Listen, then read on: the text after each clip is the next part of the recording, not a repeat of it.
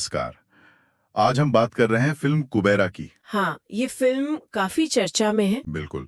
और खास इसलिए क्योंकि इसमें धनुष और शेखर कम्मुला पहली बार साथ आए हैं और नागार्जुन भी हैं। हाँ, कॉम्बिनेशन तो काफी दिलचस्प है। हमारे पास ना फिल्म रिव्यूज हैं और सोशल मीडिया पर भी काफी कुछ कहा जा रहा है। तो आज की चर्चा में देखते हैं कि इन स्रोतों से क्या निकल कर आता है। हाँ, देखते हैं। वैसे धनुष की परफॉर्मेंस की बहुत तारीफ हो रही है। मतलब कई लोग कह रहे हैं कि ये उनके करियर के बेस्ट परफॉर्मेंस में से एक है। अच्छा, अवार्ड विनिंग परफॉर्मेंस जैसा कुछ। बिल्कुल। कहा जा रहा है कि उन्होंने अपनी स्टार वाली इमेज से हटकर एक बहुत ही वल्नरेबल किरदार निभाया है। तो कहानी क्या है इसकी? थोड़ी पेचीदा है, सुना है मैंने। हाँ, थोड़ी सी है। तो कहानी एक बिजनेसमैन नीरज मित्रा यानी जिम सरभा से शुरू होती है। ओके।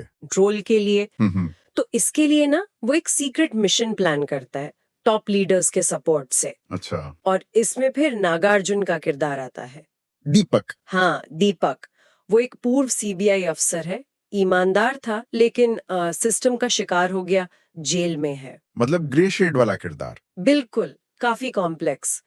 तो नीरज उसकी मदद लेता है। और दीपक क्या करता है? दीपक देश भर से भिखारियों को इकट्ठा करता है। अजीब सा प्लान है पर हाँ, भिखारियों को? क्यों? वो कहानी का हिस्सा है, एक बड़ा ट्विस्ट है उसमें। हम्म। तो इन्हीं भिखारियों में देवा भी है, धर्मुश का किरदार। अच्छा, देवा। देवा बहुत सीधा साधा, एकदम मासूम सा है। हम्म। उसे पता ही नहीं कि ये सब क्या चल रहा है, किस खतरनाक खेल का वो हिस्सा बन गया है। और फिर उसे पता चल जाता है। हाँ, जब उसे भनक लगती है कि उसे मारने की प्लानिंग है तो वो भाग जाता है। ओ। और फिर नीरज और दीपक उसे ढूंढने लगते हैं। भागते हुए ही उसकी मुलाकात होती है समीरा से, रश्मिका मंदाना। तो ये भागम भाग, सत्ता का खेल और इंसानियत, यही सब है कहानी में। हाँ, मूल रूप से यही है। पावर की कीमत क्या है और इस लालच भरी दुनिया में अपनी इंसानियत कैसे बचाए रखें। किरदारों पर आते हैं। धनुष की बात तो हुई, नागार्जुन के बारे में रिव्यूज क्या कह रहे हैं? कैसा है उनका काम? नागार्जुन के काम की भी काफी तारीफ है। दीपक का किरदार, जैसा हमने कहा, ग्रे शेडेड है, सिस्टम और सही गलत के बीच फंसा हुआ। उनका अभिनय बहुत ही सधा हुआ, रियलिस्टिक है। खासकर धनुष के साथ उनके जो सीन्स हैं, वो काफी इमोशनल और असरदार बताए जा रहे हैं। मतलब दोनों की केमिस्ट्री अच्छी है स्क्रीन पर। हाँ, एक तरह का कंट्रास्ट है, धनुष की वो रॉ एनर्जी और नागार्जुन का ठहराव। और बाकी कलाकार, जिम सरभा और रश्मिका? जिन सब का रोल शायद उतना लंबा नहीं है, पर वो नीरज के किरदार में, जो चालाक विलन है, काफी जमे हैं।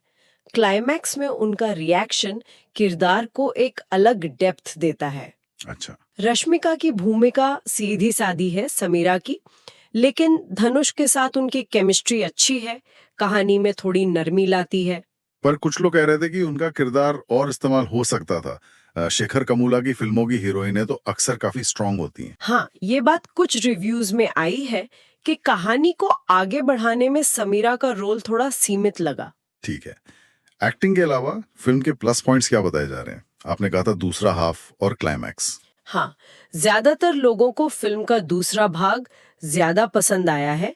कहते हैं कि रफ्तार पकड़ लेती है और क्लाइमैक्स बहुत एंगेजिंग और इमोशनल है।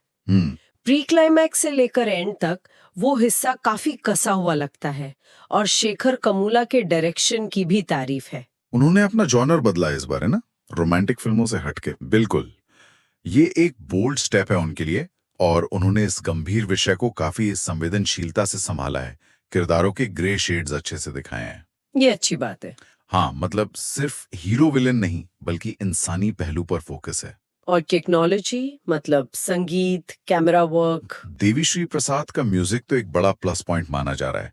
बीजीएम बहुत दमदार है, सीन्स को उठाता है। गाने कहानी रोकते तो नहीं? नहीं, गाने कहानी के फ्लो में ही है, रुकावट नहीं बनते। और निकेत बोमेरेड्डी की सिनेमेटोग्राफी की भी बहुत तारीफ है। किस तरह के? उन्होंने मुंबई को बहुत रियल दिखाया है। वो तंग गलियां, फिर वो बड़े बड़े तेल रेग्स, हर फ्रेम में कहानी है। अमीर गरीब का जो कॉन्ट्रास्ट है वो विजुअली बहुत अच्छे से कैप्चर किया है। संवादों के बारे में भी कुछ अच्छी बातें सुनने में आई थी। हाँ, डायलॉग्स काफी सोचने पर मजबूर करने वाले, मार्मिक बताए गए हैं। एक डायलॉग है रश्मिका का भिखारी को लेकर, वो काफी गहरा है। तो फिर कमियां क्या है? कुछ तो होंगी। हाँ, बिल्कुल है। सबसे ज्यादा शिकायत है पहले हाफ की धीमी गति को लेकर। Okay, pacing issue. हाँ, शुरू के कह लीजिए 15-20 मिनट थोड़े धीमे लग सकते हैं कुछ लोगों को, कुछ सीन्स थोड़े रिपीटेटिव भी लग सकते हैं। एडिटिंग पे भी सवाल थे शायद। हाँ, कुछ का मानना है कि एडिटिंग थोड़ी और क्रिस्प हो सकती थी। मतलब फिल्म को शायद 15-20 मिनट छोटा किया जा सकता था, खासकर इंटरवल से पहले का एक्शन सीक्वेंस। और किरदारों के बीच जो रिश्ते हैं, जैसे दीपक और देवा का, वहां भी कुछ रिव्यूज में कहा गया है कि उनके बीच का जो इमोशनल कनेक्शन है उसे शायद और एक्सप्लोर किया जा सकता था और गहराई दी जा सकती थी। और रश्मिका का किरदार, वो तो हमने बात कर ही ली। क्लाइमैक्स के बारे में भी कुछ मिक्स्ड रिएक्शन थे। हाँ, कुछ लोगों को लगा कि क्लाइमैक्स थोड़ा अचानक खत्म हो गया, शायद वो कुछ और देखना चाहते थे, थोड़ा और विस्तार। समझ गया। तो अगर हम इन सब बातों को समेटें तो ओवरऑल क्या कहा जा सकता है, मतलब निचोड़ क्या है रिव्यूज का? देखिए, ज्यादातर रिएक्शन पॉजिटिव ही है। इसे एक सिंसियर एंगेजिंग फिल्म बताया जा रहा है, इमोशनली काफी स्ट्रॉन्ग है और गरीबी, पावर, सर्वाइवल जैसे मुद्दों को छूती है। मतलब कमियों के बावजूद देखने लायक है। हाँ, खासकर धनुष और नागार्जुन के बेहतरीन अभिनय के लिए कहानी का जो कोर इमोशन है वो मजबूत है। सोशल मीडिया पर भी ट्रेंड कर रही है, लोग ब्लॉकबस्टर कह रहे हैं। तो ये उन दर्शकों के लिए है जो थोड़ी परतदार कहानी, अच्छी एक्टिंग पसंद करते हैं और सिर्फ मसाला नहीं ढूंढ रहे। बिल्कुल, ये फिल्म सोचने पर मजबूर करती है। समाज के दो बिल्कुल विपरीत छोर दिखाती है। एक तरफ वो जिन्हें हम अदृश्य मानते हैं, सबसे गरीब लोग, दूसरी तरफ बेहिसाब अमीर और ताकतवर लोग। सही। और देवा और दीपक जैसे किरदार जो कहीं ना कहीं हालात के मारे हैं, सिस्टम के शिकार है, वो सवाल उठाते हैं कि इस बड़े सिस्टम के सामने एक इंसान की अपनी इच्छा शक्ति, उसकी नैतिकता कहाँ खड़ी होती है। ये गहरा सवाल है। हाँ, ये एक ऐसा मिछार है जो फिल्म खत्म होने के बाद भी शायद दर्शकों के साथ रह जाए। सोचने के लिए काफी कुछ है।